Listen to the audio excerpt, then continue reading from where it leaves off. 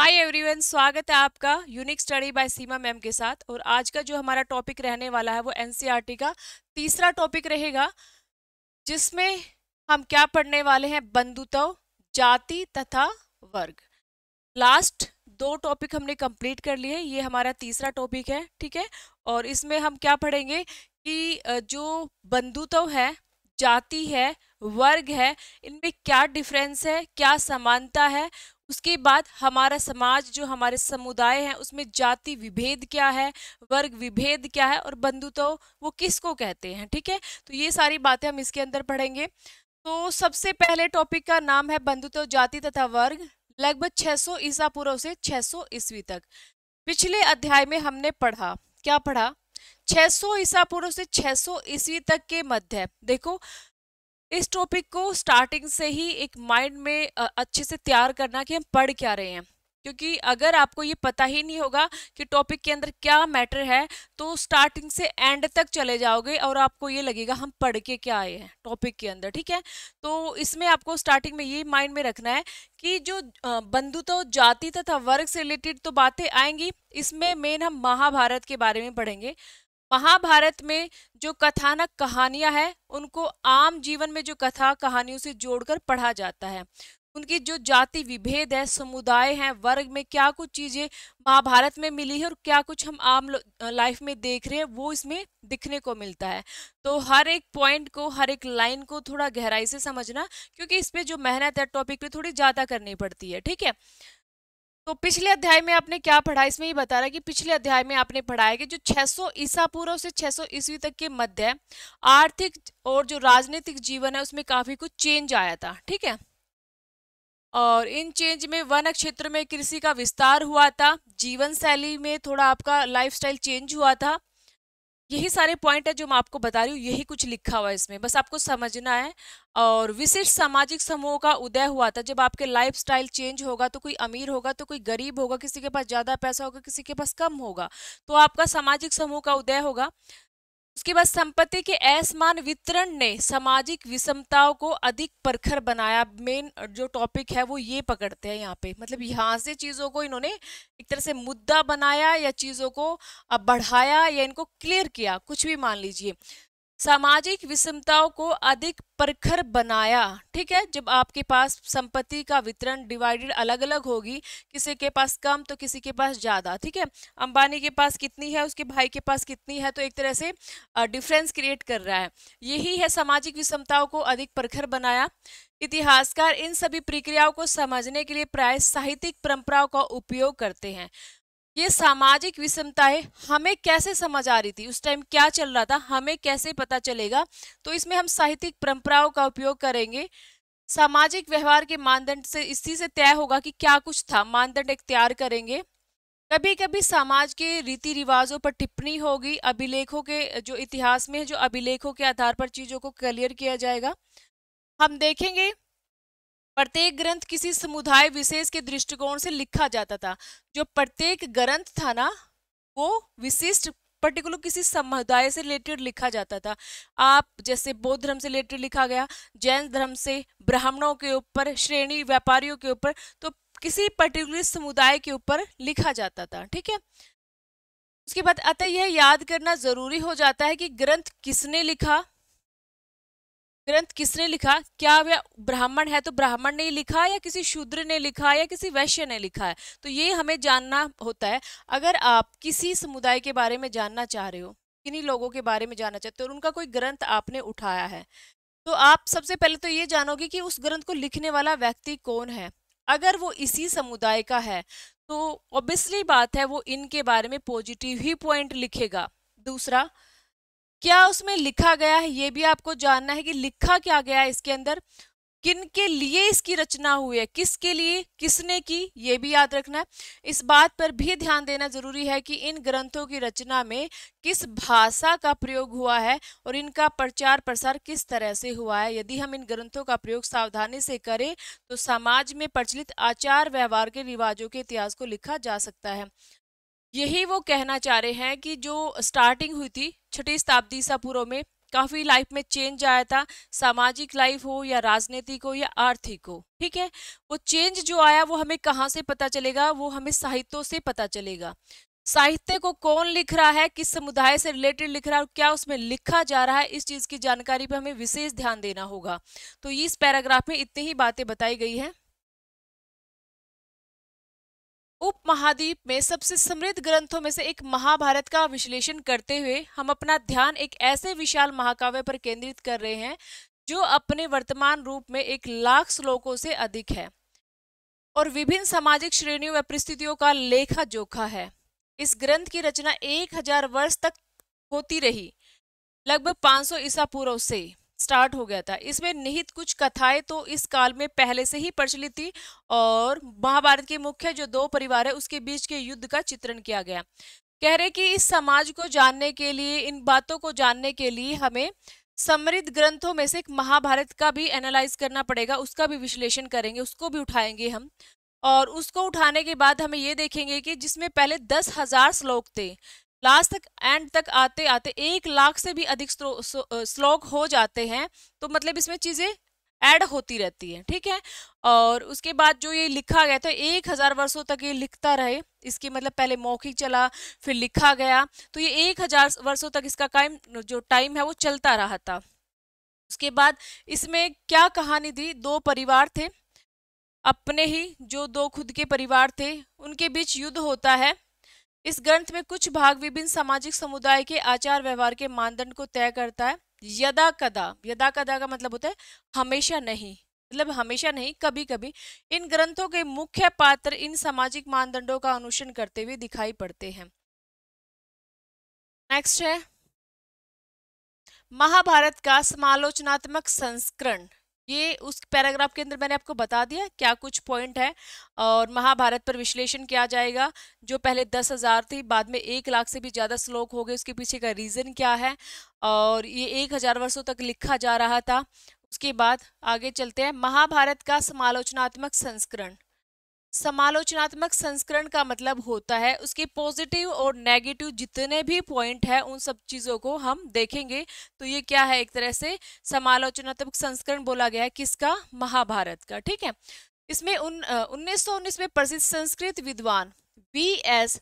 सुंकथाकर ये जो है ये कौन है, ये एक महत्वाकांक्षी परियोजना की शुरुआत करता है महाभारत पर। तो इसमें क्या लिखा हुआ है, महाभारत को एनालाइज करना है, उसका विश्लेषण करना है, तो कौन कर रहा है, स्टार्ट कौन कर रहा है, 1919 में एक विद्वान है संस्कृत के V.S. सुंकथाकर, ठीक है।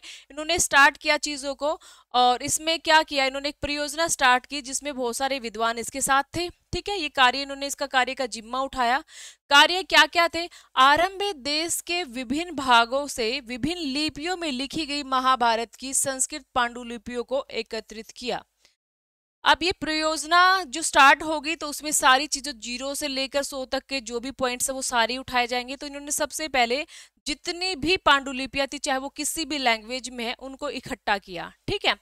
उसके बाद परियोजना पर काम करने वाले विद्वानों ने सभी पांडुलिपियों में पाए जाने वाले श्लोकों की तुलना एक तरीके से ढूंढ निकाला, मतलब कोई पांडुलिपि केरल में मिली है या कोई नेपाल में मिली है या कोई जम्मू कश्मीर में मिली है, सभी पांडुलिपि को इकट्ठा किया, उनको आपस में मिलाया, उनकी आपस में तुलना की, क्या किससे मैच हो रहा, क्या किससे मैच नहीं हो रहा, वो सारी इन्होंने अपनी परियोजना में देखा, तैयार किया।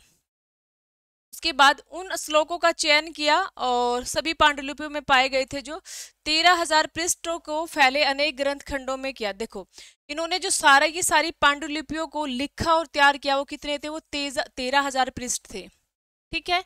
13,000 पृष्ठों में इन्होंने उस पांडुलिपियों को तैयार किया, मतलब जो कुछ भी इनको मिला वो इन्होंने लिखा, ठीक है।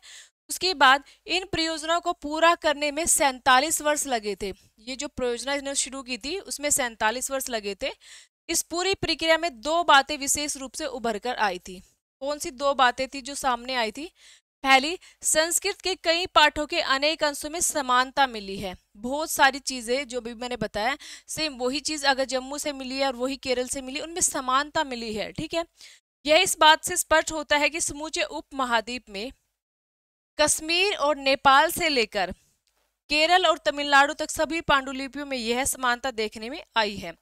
दूसरी बात क्या थी, वह यह थी कि कुछ शताब्दियों के दौरान हुए महाभारत के प्रेषण में अनेक क्षेत्रीय प्रभेद भी उभरकर सामने आए थे। इन प्रभेदों का संकलन मुख्य पाठ के पाठ टिप्पणियों और पृष्ठों के रूप में किया गया है। 13,000 पृष्ठों में से आधे से भी अधिक इन प्रभेदों का ब्यौरा देते हैं।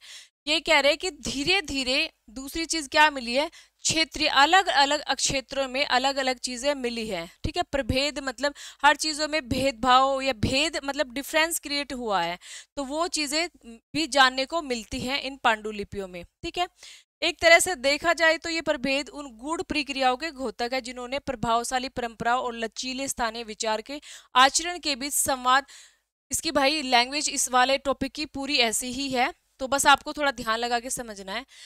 आपका जो संविधान है वो कैसा है, कठोर भी और लचीला भी है। तो वो यही कह रहे हैं कि जो भी चीजें हमें मिली है उनमें प्रभावशाली परंपराएं भी हैं, प्रभावशाली भी है, और लचीले स्थानीय विचार और आचरण के बीच संवाद कायम करके सामाजिक इतिहासों को रूप दिया गया है। ठीक है, चीजें कठोर भी थी मतलब प्रभावशाली भी थी और लचीली भी थी, उन सब चीजों के बीच संवाद किया, संवाद मतलब कम्युनिकेशन किया, और फिर एक सामाजिक इतिहास का रूप दिया था। यह संवाद द्वंद्व और मतैक्य दोनों पर ही चित्रित करता है। यह है जो समालोचनात्मक संस्करण के एक पृष्ठ का अंश बड़े मोटे अक्षरों में प्रकाशित अंश मुख्य पाठ का हिस्सा है। छोटा मुद्रण विभिन्न पांडुलिपियों में पाए गए पाठ पदों को दर्शाता है। ये इसकी बात कर रहा है भाई, यहाँ से उठा रखा एक महाभारत से और इसी में से चीजों को लिखा हुआ है। हमें तो समझ नहीं आता ये सब, तो फिर डिफाइन किया गया है जो भी इनके विचार बातें थी, मागधान यदा तदा इस तरह की। इन सभी प्रक्रियाओं के बारे में हमारी समझ मुख्यतः उन ग्रंथों पर और आधारित है जो संस्कृत की ब्राह्मणों द्वारा उन्हीं के लिए लिखे गए हैं। 19वीं और 20वीं शताब्दी में इतिहासकारों ने पहली बार सामाजिक इतिहास के मुद्दों को अनुशीलन करते समय इन ग्रंथों को स्थिर तौर पर समझा और उनका विश्वास किया। इन ग्रंथों में जो कुछ भी लिखा है वास्तव में उसी की तरह से व्यवहार में लाया जाता होगा। ये क्या कह रहे हैं कि जो ग्रंथ मिले हैं, जो बातें मिली है, उन बातों से हम ये एनालाइज कर सकते हैं कि जो भी जानकारी है वो उसी तरह से मिली है जिस तरीके से उस टाइम होती होगी, जो समाज में हो रहा होगा, जो प्रशासन में हो रहा होगा, वही जानकारी हमें यहाँ पर मिली है। तो हम अनुमान लगा सकते हैं कि जो इन ग्रंथों में लिखा है वो उस वक्त वास्तविक रूप से हो रहा होगा। ठीक है, नेक्स्ट है कालांतर में विद्वानों ने पाली,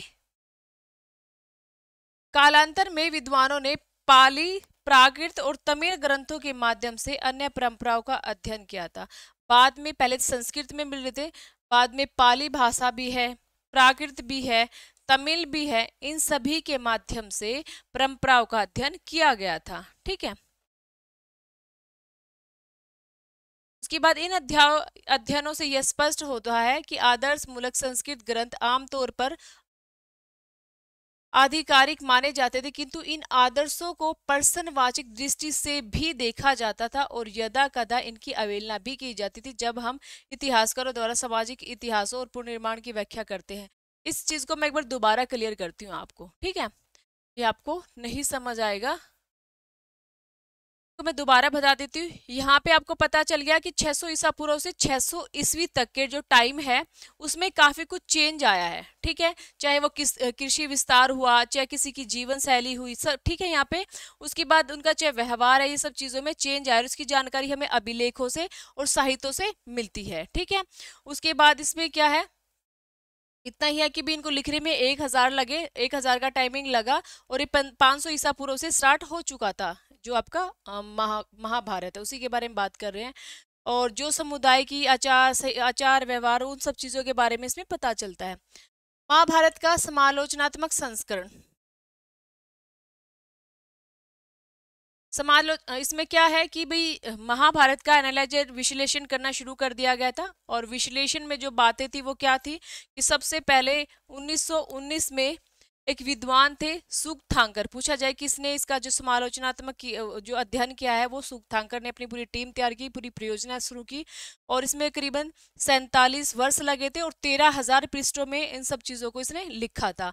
हर जगह ऐसे उन्होंने जो पांडुलिपि होती थी, पांडुलिपि मतलब जो पत्तों पर, छाल पर, इन पर लिखा होता था, उनको एकत्रित किया, या फिर आप बोल सकते किसी कागज पर भी लिखा, उनको भी पांडुलिपि, जैसे कि बहुत सारे पेजों पर लिख दिया गया। पेज कुछ अलग ही टाइप के होते थे उस टाइम, ये तो थे नहीं कि बुक्स वगैरह थी। एक तरह से छाल की ही वो पतली पतली सी परतें होती थी, उन्हीं पर लिखा जाता था। मंदिरों वगैरह में भी मिलते थे ये लिखी हुई, रखी हुई। तो इन सबको इसने इकट्ठा करवाया। इकट्ठा करवाने के बाद जो भी अलग अलग विद्वानों ने महाभारत को अलग अलग लैंग्वेज में संवाद किया हुआ, मतलब ट्रांसलेट किया हुआ था, उन सबको इकट्ठा किया। तो वो सारा प्रोसीजर इसने शुरू किया, ठीक है। उसके बाद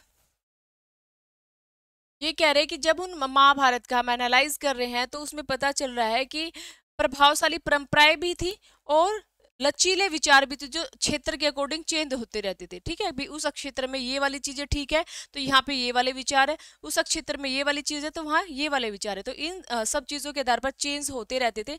तो उन्हीं को सबको बीच में एक कम्युनिकेशन करके और इतिहास को तैयार किया गया था।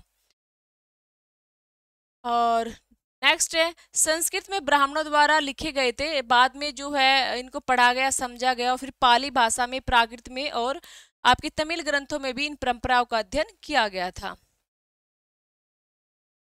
और ये कह रहे हैं कि एक ये हमारे लिए कहते हैं ना, ये हमारा रोल मॉडल है। तो ये बुक्स हमारे लिए एक आदर्श के रूप में प्रतीत होती है महाभारत।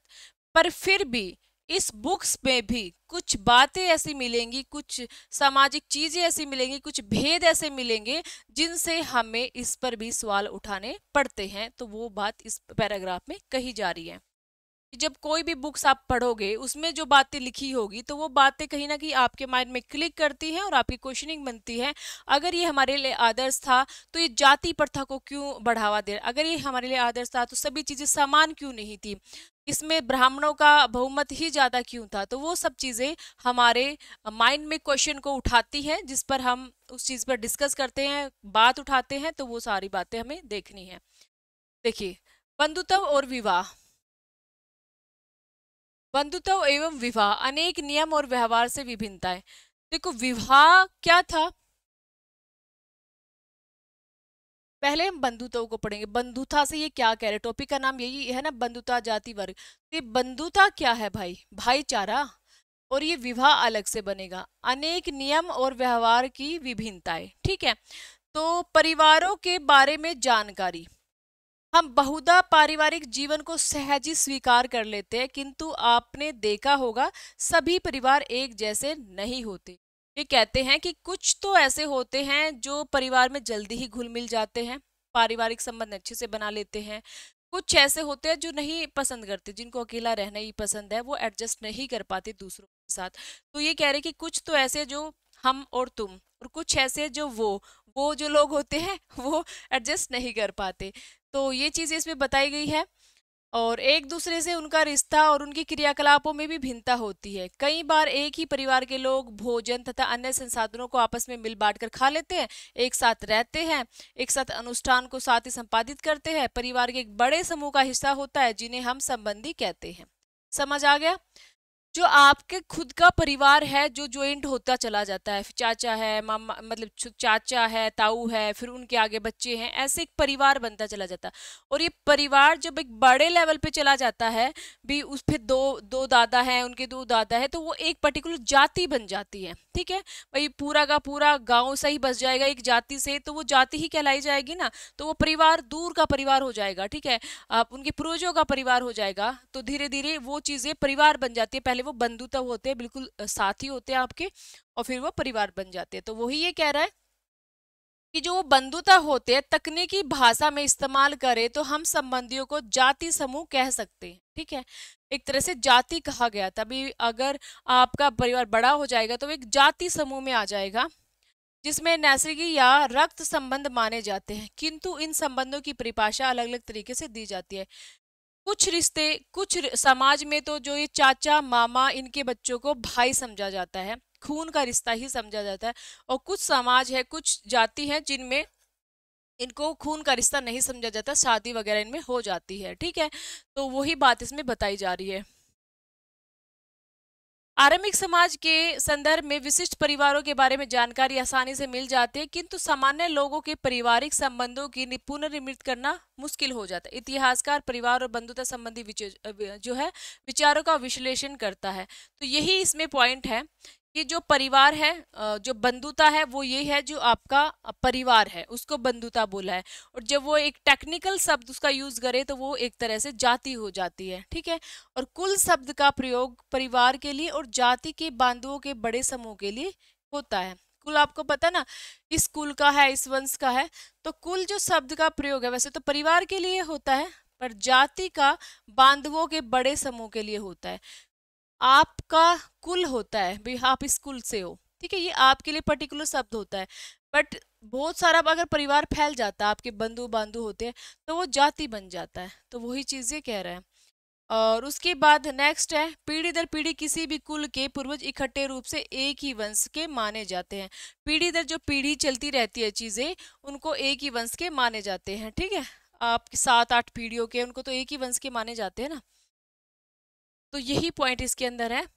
खुद से भी पढ़ोगे एक दो बार समझ आ जाएगा। जब ये कहना क्या चाह रहा है, आपको समझाना क्या चाह रहा है कि भाई बंधु ये होते हैं और जाति ये होती है। बंधु होते हैं आपके परिवार, और ठीक है, जो वो बड़े लेवल पे बढ़ जाते हैं वो बन जाती है जाति।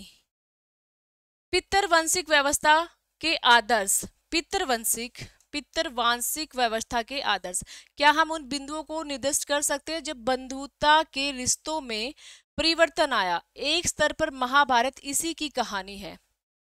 ये कह रहे कि अब ये जो बंधुता वर्ड है इसमें चेंज आ गया है।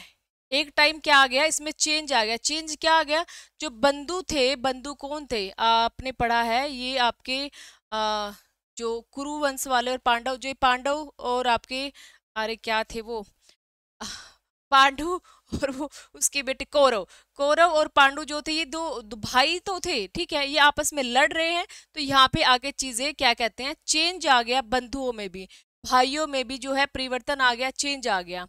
उसके बाद देखिए, दल कौरव और पांडव, इनके बीच चेंज आ जाता है। और चेंज आने में दोनों ही जो कुरु वंश के थे, भाई भाई ही थे, और एक जनपद पर ही शासन था, उसी के लिए लड़ रहे थे।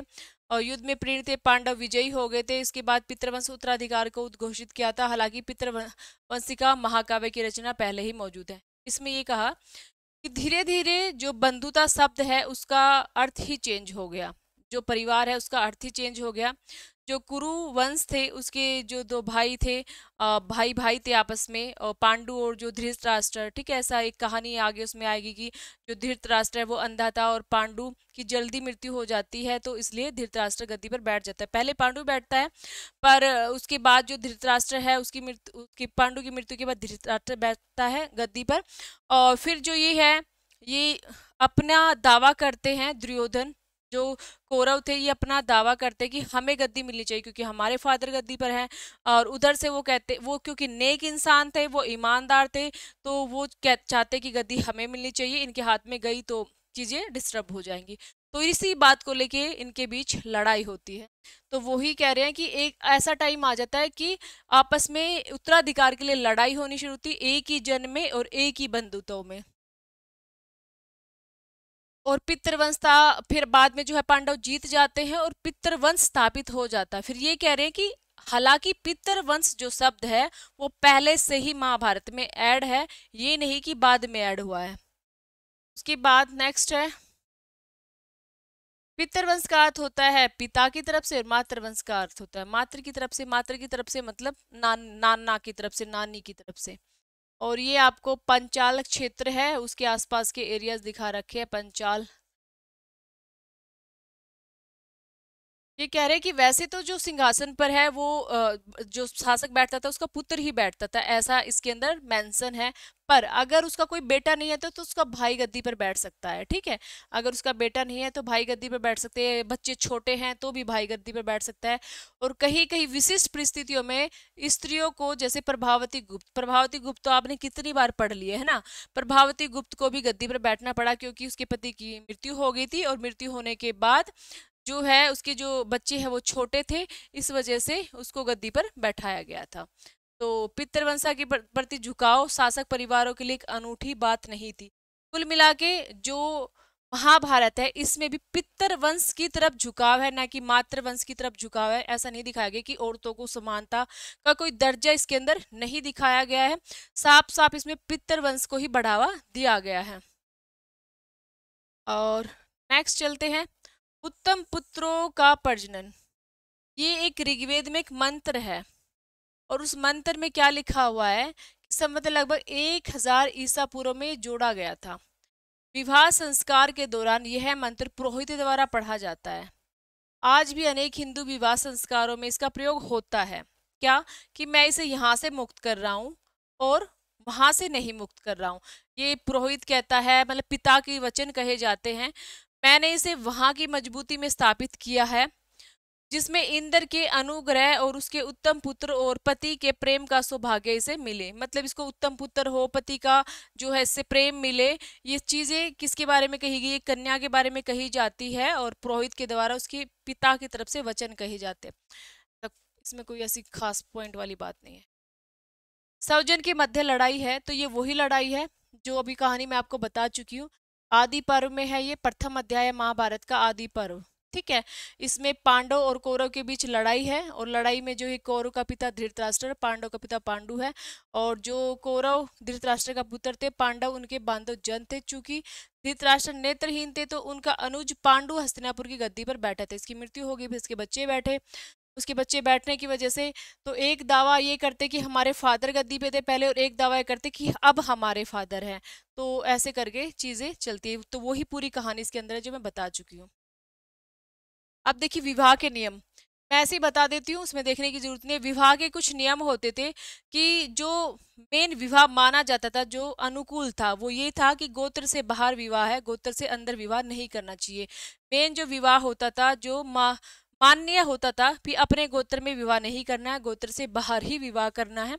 और अंतर्विवाह विवाह में वैवाहिक समूह, अंतर्विवाह में वैवाहिक समूह संबंध समूह के मध्य ही होते थे। यह समूह एक गोत्र, कुल अथवा एक जाति या फिर एक ही स्थान पर बसने वाले लोगों के साथ होता था अंतर्विवाह। बाह्य विवाह गोत्र से बाहर होता था। बहुपत्नी विवाह, एक पुरुष के अनेक सारी पत्नी, और बहुपति एक बहुत सारे पति, सेम चीजें हैं, बस उसमें पत्नी है और उसमें पति है।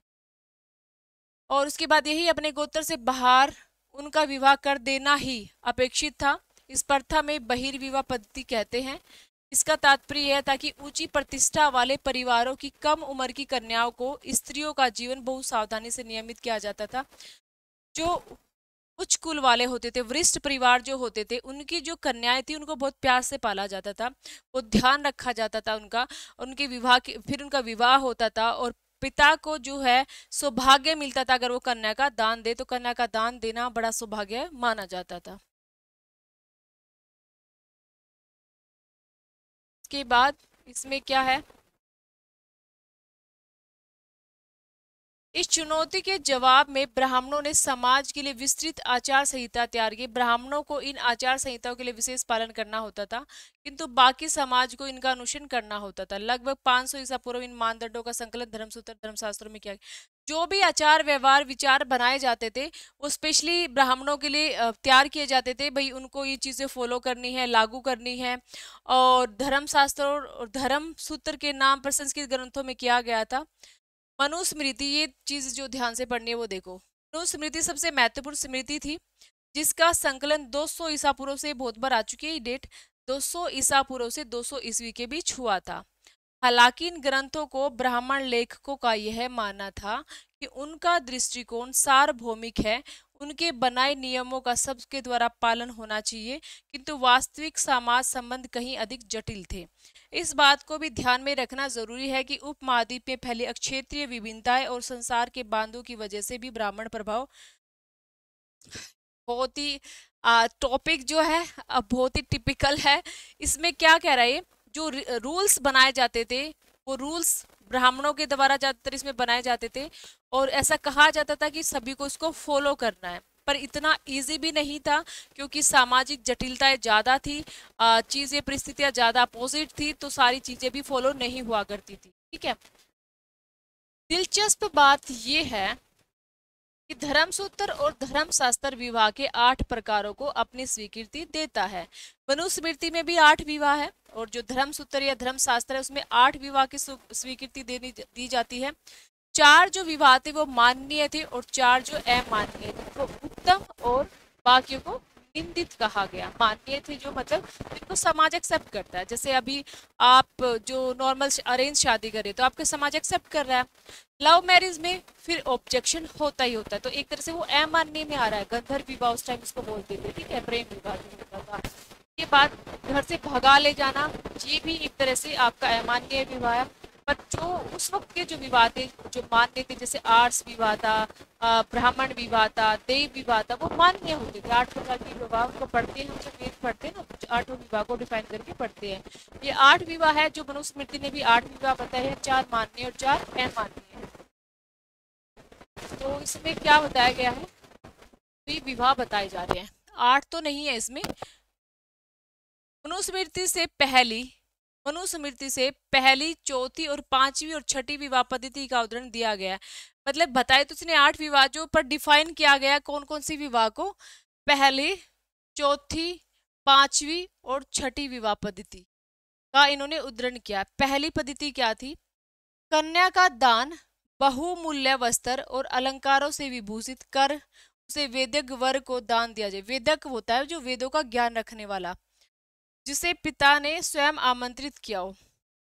आजकल की जो शादियां हो रही है भाई, जिनको पूरी इंजीनियरिंग वगैरह डॉक्टरी है सब कुछ आती हो, मतलब वो एक मास्टर है या फिर वो इंजीनियर है, ठीक है, उस वक्त वेदों का ज्ञान होता था।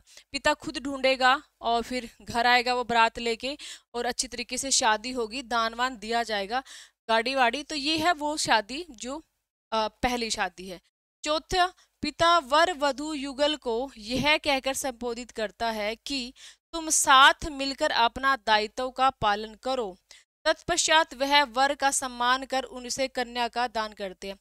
दोनों को बिठाएगा, समझाएगा, भाई मेरे पास तो देने लेने के लिए इतना कुछ है नहीं है, कोई कीमती उपहार वगैरह नहीं है, आप दोनों ही अपनी लाइफ स्पेंड करो, एक दूसरे को समझो, कमाओ खाओ, ठीक है, ये वाली चीज इसके अंदर। उसके बाद नेक्स्ट है 5वीं, वर को वधु की प्राप्ति तब होती है जब वह अपनी क्षमता की इच्छा अनुसार उसके बांधुओं को और स्वयं वधु को यथेष्ट धन प्रदान करे। ये यहाँ वधु वाले को धन देते हैं, ठीक है, वधु वाले को जो धन दिया जाता है वो उसमें है। उसके बाद ये है, वर को वधु की प्राप्ति तब होती है जब वह अपनी क्षमता की इच्छा अनुसार उसके बांधवों को और स्वयं वधु को यथेष्ट धन प्रदान करे। कहीं ना कहीं खरीदना, पैसे दे के फिर उसको ले जाना, वो वाला विवाह है ये, ठीक है। स्त्री और पुरुष के बीच अपनी इच्छा से ये गंधर्व विवाह जो एक तरह से आपका प्रेम विवाह माना जाता है। आगे चलते, स्त्री का गोत्र। इसमें क्या कुछ आपको पढ़ना है स्त्री के गोत्र में। एक ब्राह्मणीय पद्धति जो लगभग 1000 ईसा पूर्व के बाद के प्रचलन में आई, वह लोगों को खासतौर पर ब्राह्मणों को गोत्र में वर्गीकृत करने की थी। प्रत्येक गोत्र एक वैदिक ऋषि के नाम पर होता था और उस गोत्र के सदस्य ऋषि के वंशज माने जाते थे। गोत्रों में 2 नियम महत्वपूर्ण थे, विवाह के पश्चात स्त्रियों को पिता के स्थान पर पति के गोत्र को मानना और एक ही गोत्र के सदस्यों में आपस में विवाह न करना। तो स्त्री का गोत्र से क्या स्पेशल स्त्री के गोत्र को ऐड किया गया, क्योंकि स्त्री के गोत्र ही चेंज होते थे, ठीक है। अब पुरुष के तो जो गोत्र है वही रहते हैं, उल्टा स्त्रियों को ही उनके गोत्र लेने पड़ते हैं।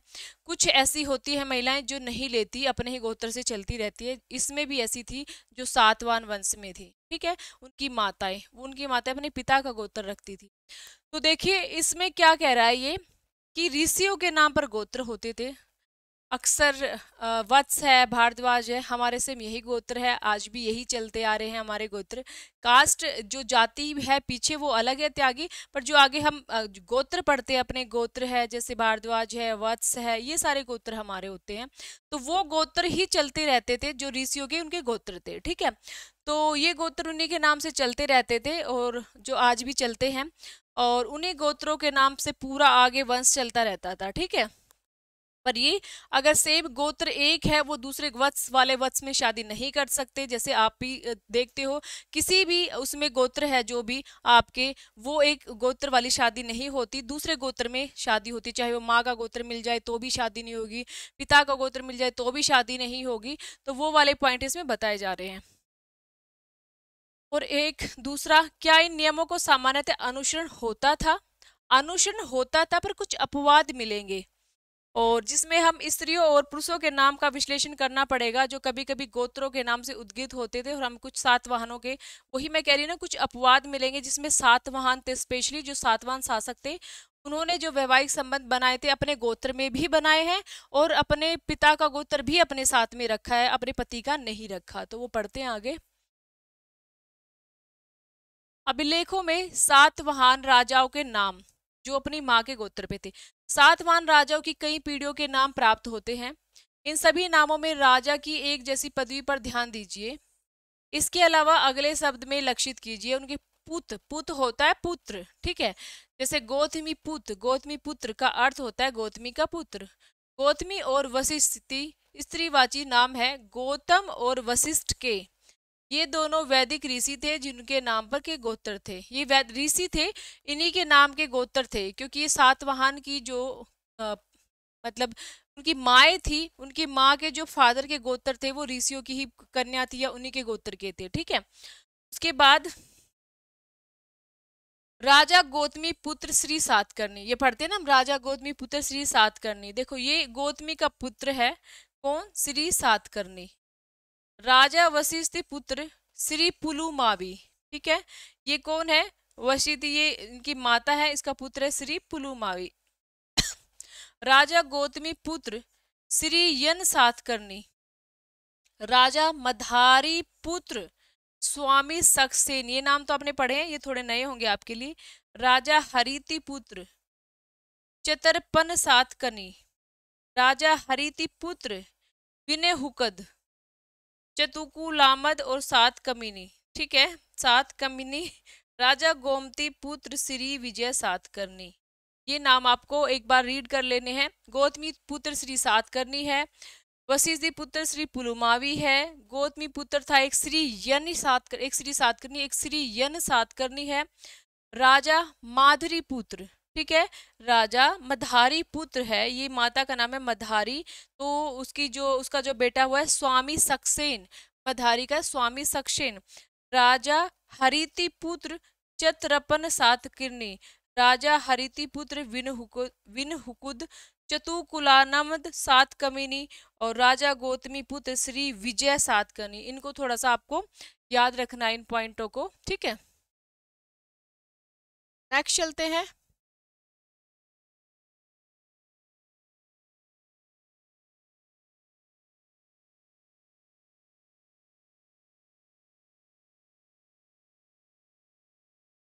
ये देखिए ये क्या है, एक सातवाहन राजा की पत्नी है, उसकी फोटो दिखाई गई है। तो ये कह रहे हैं कि उन रानियों की फोटो अक्सर हुआ करती थी जो क्या करते थे, उन रानियों की फोटो होती थी जो दान दिया करती थी। तो बौद्ध धर्म में जो दान दिए गए थे उनकी फोटो इस पे लगी हुई थी, ठीक है। ये उपनिषद है वृहदारण्य उपनिषद, जो आरंभिक उपनिषद में से एक है। और इनके बारे में देखिए कि आचार्यों और शिष्यों की उत्तरोत्तर पीढ़ियों की सूची मिलती है, जिसमें से कई लोगों के नाम लिखे गए हैं, ज्यादा बात नहीं है। सातवाहन के बारे में अभी क्या क्या बता रहे, एक तो आपने पढ़ लिया मातृ का जो गोत्र है वो भी इनमें यूज करते थे, माता अपने पिता का गोत्र साथ लेके आती थी। दूसरा क्या है, इसमें एक ही गोत्र में शादी भी होती थी। कुछ सातवाहन राजा बहुपत्नी प्रथा, अर्थात एक से अधिक पत्नी भी मानने वाले राजा होते थे। सातवाहन राजाओं में विवाह करने वाली रानियों के नामों का विश्लेषण इस तथ्य की ओर इंगित करता है कि उनके नाम गौतम तथा वशिष्ठ गोत्रों से उद्गित थे, जो उनके पिता के गोत्र थे।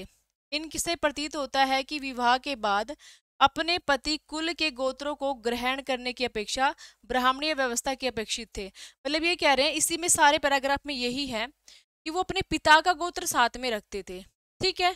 और ये अलाउड नहीं था। दूसरा, वो अपने ही गोत्र में शादी करती थी तो ये भी अलाउड नहीं था।